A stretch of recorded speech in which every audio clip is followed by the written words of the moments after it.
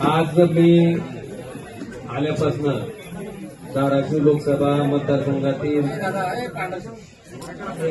माझ्या जीवाभावाच्या सगळ्या लोकांना विनंती केली होती की आज आपण या ठिकाणी उपस्थित राहावं. माझ्या आव्हानाला प्रतिसाद देत माझ्या लोकसभा कार्यक्षेत्रातील सगळी जीवाभावाची माणसं आज या ठिकाणी उपस्थित होती. जवळपास 4:15 पासून आता 8 वाजत आले. सगळ्यांशी चर्चा आम्ही त्या ठिकाणी केली, सगळ्यांचं मत त्या ठिकाणी जाणून घेतलं आणि सगळी मतं जाणून घेतल्याच्या नंतर सगळ्या कार्यकर्त्यांच्या, सगळ्या जीवभावा माणसांच्या ज्या सूचना आहेत त्या पद्धतीनं मला थोडी पार्श्वभूमी सांगायची की नुकत्याच झालेल्या स्थानिक स्वराज्य संस्थेच्या निवडणुकीमध्ये सगळे कार्यकर्ते त्या ठिकाणी लढत असताना सुद्धा जर धाराशिव लोकसभा मतदारसंघाचा आपण विचार केला तर एकाही पंचायत समितीमध्ये, नगरपालिकेमध्ये त्या ठिकाणी आम्हाला यश मिळू शकलं नाही. अनेक सामान्य कार्यकर्ते, अतिशय चांगल्या पद्धतीनं काम करणारे कार्यकर्ते सुद्धा या निवडणुकीत अतिशय वाईट पद्धतीने त्या ठिकाणी पराभूत झाले.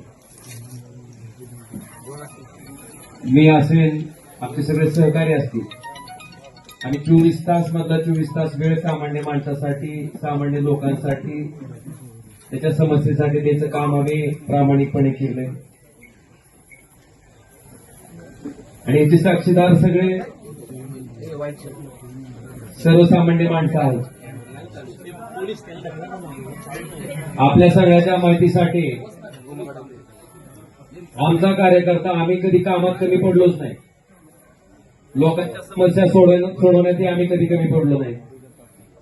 पण दुर्दैवानं सत्तेमुळं त्या ठिकाणी आम्हाला या पराभवाला सामोरं जावं लागलं. मला आपल्याला अतिशय प्रामाणिकपणे सांगायचं की सामान्य माणसाच्या कामासाठी खरं तर इथं आम्ही लोकप्रतिनिधी म्हणून बसलेलो आहे.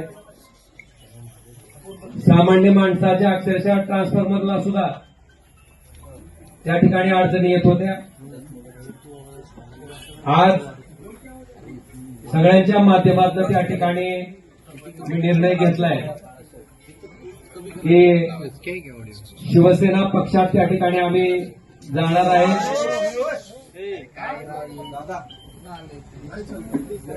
श्री एकनाथ शिंदे साहेबांच्या नेतृत्वाखाली आम्ही त्या ठिकाणी काम करणार आहे. त्याच्या पाठीमागची पार्श्वभूमी अशी आहे की आपण बघितलं असेल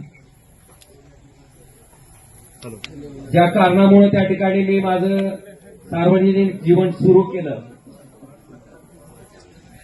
या वाईट वृत्तीची लोक कुठल्याही परिस्थितीत त्या ठिकाणी राजकारणाच्या पटलावर राहिले नाही पाहिजे. ती भूमिका आजपर्यंत मी त्या ठिकाणी चोखपणे निभावत आलो. कायदेशीर बाबीवर सुद्धा आम्ही त्याच पद्धतीनं पूर्ण आमच्या कुटुंबानं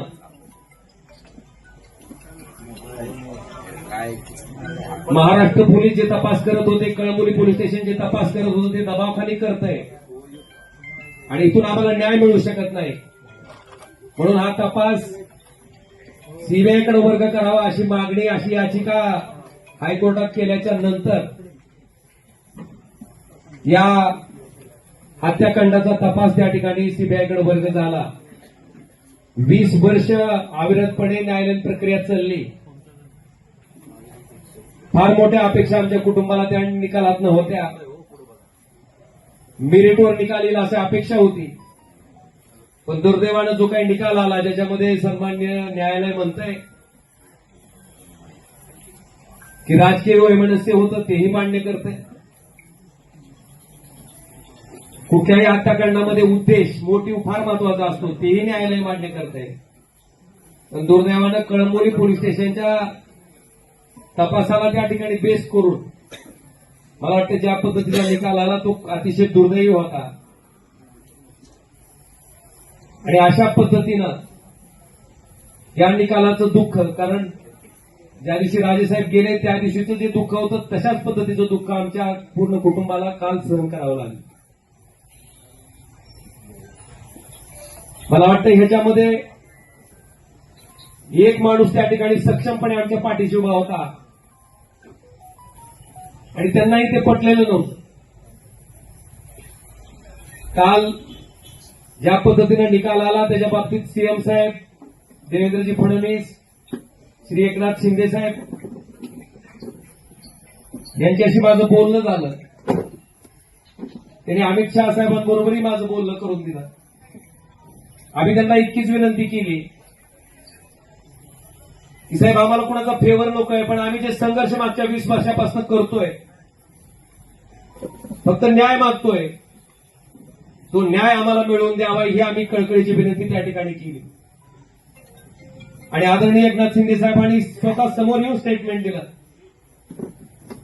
आणि सीबीआय त्या ठिकाणी माननीय हायकोर्टात या प्रकरणाबाबतीत अपील दाखल करणार आहे.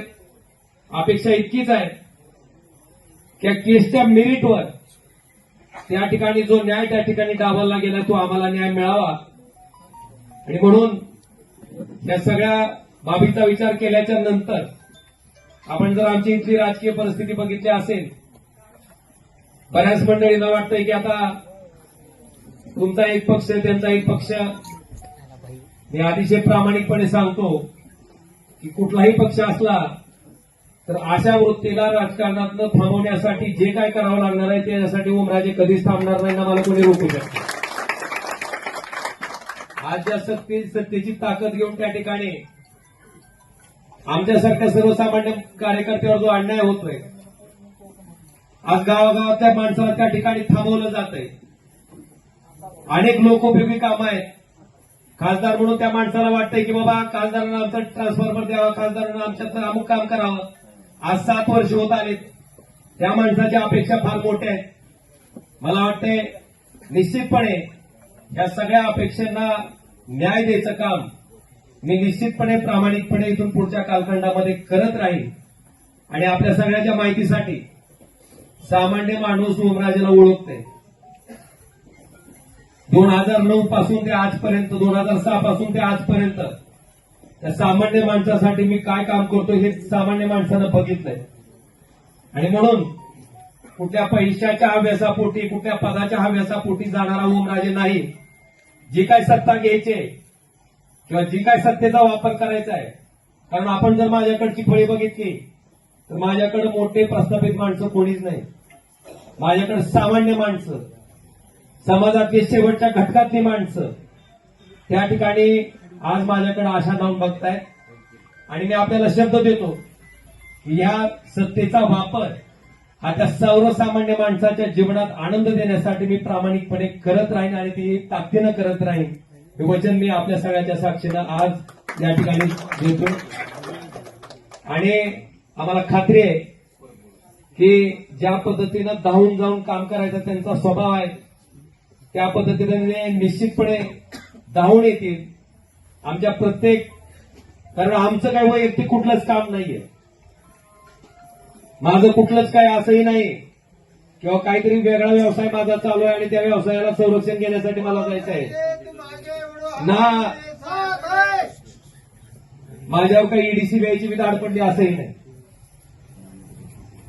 बांधवांनो, प्रामाणिकपणे काम करणारा 24 तास मधला 24 तास वेळ देणारा मी एक सामान्य कार्यकर्ता आहे. आणि निश्चितपणे त्यांच्या नेतृत्वाखाली आम्ही अतिशय चांगल्या पद्धतीचं काम आपण जर बघितलं असेल तर कृष्णा मराठवाडा सिंचन प्रकल्प जो की कित्येक वर्षापासून त्या ठिकाणी अपूर्ण आहे. आपल्याकडे बॅरेजेसची कामं आहेत जे की आम्ही त्यावेळेस सुरू केले होते, त्याचे इस्टिमेट चालू केले होते. मला वाटतंय या सत्तेचा उपयोग कशा पद्धतीने केला जाऊ शकतो हे निश्चितपणे आम्ही धाराशिव लोकसभा मतदारसंघातील जनतेला चांगल्या पद्धतीने त्या ठिकाणी राबवून, नुसत्या घोषणा नाहीत तर त्या राबवून अतिशय चांगल्या पद्धतीनं दाखवून देऊ हेही वचन मी आजच्या या पत्रकार परिषदेच्या निमित्तानं देतो. आणि निश्चितपणे आदरणीय उद्धवजी, आदरणीय आदित्यजी, बाळासाहेब यांचा सगळ्यांचा मला प्रचंड स्नेह लाभला, त्यांचे आशीर्वाद लाभले, त्यांचं प्रेम लाभलेलं आहे. मला वाटते माझ्या मनात, माझ्या तोंडात कधीही कुणाबद्दलही वाईट शब्द कधी आलेला नाही, येणारही नाही.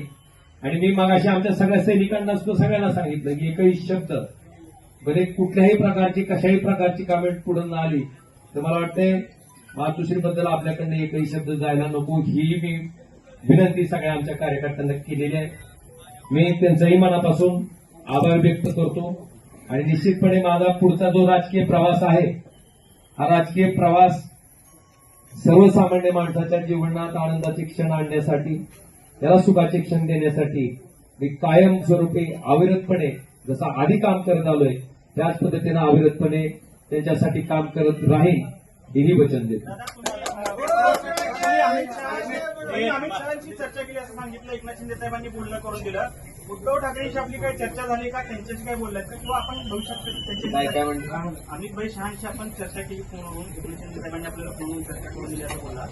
उद्धव ठाकरेंशी काही चर्चा आपली झाली का या संदर्भात, या सगळ्या निर्णयाच्या अनुषंगाने भविष्यात काही होईल का? कुठल्या कशाबद्दल तुमच्या निर्णयाबाबत का जातो ह्या उद्धव ठाकरेंना मला वाटतंय आता एक लक्षात घ्या, माझी जी काय भूमिका होती, मी ज्या पद्धतीने ठरवलं होतं, ज्या पद्धतीने सांगितलं होतं त्या पद्धतीने मी आपल्या सगळ्यांच्या समक्ष मांडलेले. आणि माझी आपल्याला इतकीच विनंती आहे की आम्ही काय बोललेलो असेल तर निश्चितपणे तुम्ही त्याची बातमी करा, त्याच्याबद्दल काही दुमत नाही.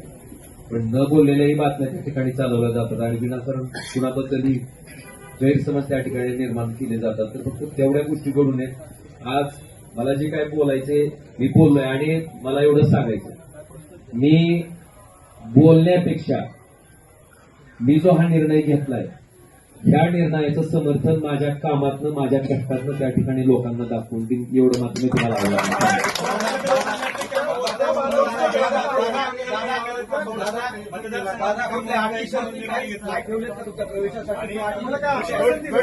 लक्षात घ्या, अटी शर्ती टाकून मी काम करणारा कार्यकर्ता नाही. आणि आपल्या माहितीसाठी साहेब